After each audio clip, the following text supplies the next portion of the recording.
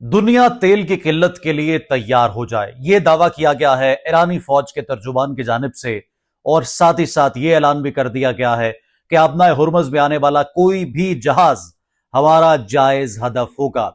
दूसरी जानिब पाकिस्तान की अहमियत में हर गुजरते लम्हे इजाफा हो रहा है। सऊदी अरब की जानिब से पाकिस्तान के वजीर आजम को मुख्तसर दौरे की दावत, दर हकीकत दौरे की दावत से ज्यादा मिलिट्री सपोर्ट का मुतालबा था। और जो दोनों ममालिक के दरमियान एक मुआहदा हुआ, अब सऊदी अरब की जानिब से मुतालबा किया जा रहा है कि उस मुआहदे पर अमल दरामद किया जाए। लेकिन पाकिस्तान की पॉलिसी बड़ी वाज़ेह है। उधर नई दिल्ली में धमाकों की आवाजें सुनी गई हैं और यूं दिखाई देता है कि ये जंग जो मशरिक वुस्ता की जंग है, ये भारत में भी दाखिल हो रही है। गो के भारत की जानिब से हाल ही में कुछ ऐसे ऐलानात किए गए जो कि ये बताते हैं कि भारत इस वक्त अमेरिका और ईरान के दुश्मन मुल्क की सपोर्ट में कोई भी इकदाम उठाने को तैयार है। ये बात भी आप जानते हैं कि भारत की जानिब से जो जासूस मशरिक वुस्ता में छोड़े गए और वहां पर वो इंटेलिजेंस गैदरिंग करते रहे और वहां पर जो है वो इंफॉर्मेशन कलेक्ट करके रॉको और जो दीगर एजेंसीज, उनकी इत्तेहादी खुफिया एजेंसीज हैं, उन तक पहुंचाते रहे, उनका भी कला कमा किया जा रहा है। तमाम तर तफसीलात इस वीलॉग में मैं आपके सामने रखने जा रहा हूं। मेरा नाम रुखशान मीर है। अगर आपने यूट्यूब चैनल को सब्सक्राइब नहीं किया तो सब्सक्राइब जरूर करें, बेल आइकॉन को प्रेस और वीडियो को लाइक जरूर करें, क्योंकि जो पाकिस्तान के कुछ दुश्मन अनासर सोशल मीडिया पर है वो वीडियो को अनलाइक करते हैं ताकि पाकिस्तान का जो मुस्बत इमेज है और पाकिस्तान की जो आवाज है वो दुनिया तक ना पहुंच सके। तो आपने वीडियो को लाइक प्लीज जरूर करना है। अब पाकिस्तान का मौक़िफ़ मशरिक़ वुस्ता की जंग में बड़ा वाज़ेह और क्लियर है। यानी ईरान पर जो दुश्मन मुल्क की जानिब से हमले किए गए और एयर स्ट्राइक्स की गई और ईरान को टारगेट किया गया, उसकी मुखालफत करनी है। मशरिक़ वुस्ता में अमन के लिए कोशा रहना है।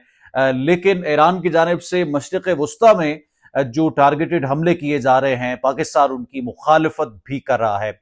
यानी जिन गल्फ ममालिक में फौजी अड्डों को टारगेट किया जा रहा है, जिस तरह से दुबई से अभी खबरें सामने आ रही है कि दुबई में फिर कुछ बिल्डिंग्स पर जो है वो ड्रोन अटैक्स किए गए हैं और ये बड़े पैमाने पर दुबई में तबाही का सबब बन रहे हैं। इन तमाम तर चीजों को पाकिस्तान की जानिब से ना सिर्फ कंडेम किया जा रहा है, बल्कि जो आपस में मुसलमान ममालिक के दरमियान इस वक्त एक खलीज पैदा हो गई है जो कि बहुत शिद्दत इख्तियार करती जा रही है। पाकिस्तान उन तमाम तर अनासर को जो है उनकी नफी कर रहा है और मामलात को जो है वो सेटल डाउन करने की कोशिश पाकिस्तान की जानिब से की जा रही है।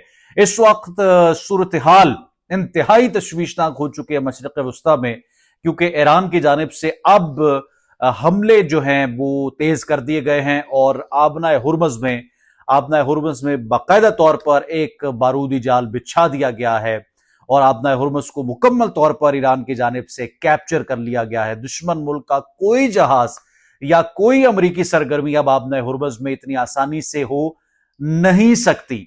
इस वक्त अमरीका को जो फेस करना पड़ रहा है उसकी तवक्को अमरीका की जानिब से नहीं की गई थी। यकीनी तौर पर अमरीका ने यह तसव्वुर भी नहीं किया था कि हमले इतने सख्त हो सकते हैं और इतना सख्त जवाब जो है वो दिया जा सकता है ईरान की जानिब से। इस वक्त शर्म का और डूब मरने का मकाम उन अनासर के लिए है, उन कुव्वतों के लिए है जो शायद ये तस्वुर करते रहे और ये सोचते रहे कि किसी भी मुल्क पर जो है वो चढ़ाई की जा सकती है, किसी भी मुल्क को टारगेट किया जा सकता है, किसी भी मुल्क में रिजीम चेंज किया जा सकता है, अपनी मर्जी के मुताबिक लोग लाकर वहां पर बिठाए जा सकते हैं।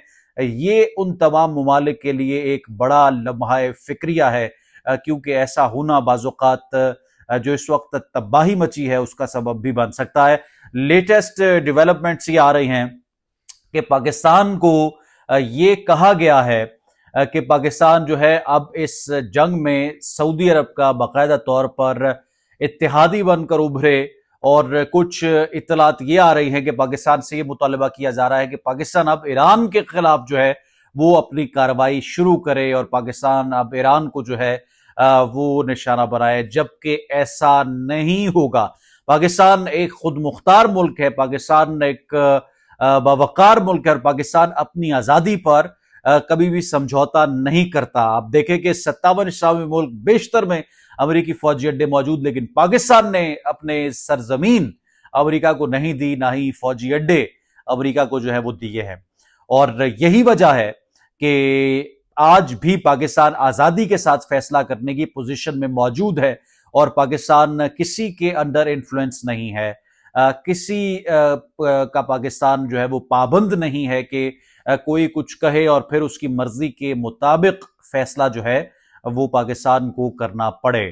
تو یہ جو سوورینٹی ہے اس کو بحال رکھنے کے لیے پاکستان کسی صورت بھی نہ سعودی عرب کی شرائط تسلیم کرے گا اور نہ ہی کسی بھی طرح سے جو ہے وہ انڈر انفلوئنس کسی اور ملک کے آئے گا.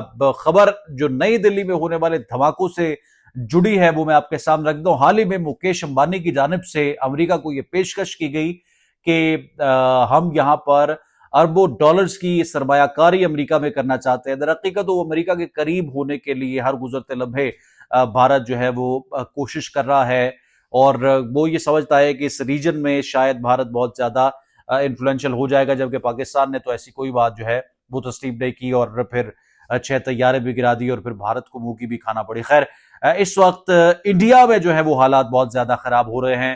انڈیا میں جو ہے وہ انسرجنسی بہت زیادہ بڑھ رہی ہے، کیونکہ کچھ انٹرنل جو وہاں پر اختلافات ہیں لوگوں کے آپس میں، جو انٹرنلی سچویشن ہے انڈیا میں اس وقت بن چکی ہے، وہ لسانی بنیادوں پر ہو، وہ مذہبی شدت پسندی کی وجہ سے جنم لے رہی ہو یا مذہبی ایکسٹریمزم کی وجہ سے اس میں اضافہ ہو رہا ہو، وہ مزید بڑھ چکی ہے. اور اس وقت اپنی ہی حکومت کے خلاف بغاوت جو ہے وہ کافی حد تک سر اٹھا رہی ہے، اور یہ کسی طور بھی مودی کو جو ہے وہ سسٹین نہیں کرنے دے گی. جس طرح سے آپ جانتے ہیں کہ یو کے میں اس وقت بڑے جو امریکی بمبار طیارے ہیں وہ اس وقت تیار کر لیے گئے ہیں، لوڈ کر لیے گئے ہیں، ایران کی جانب پرواز بھرنے والے ہیں.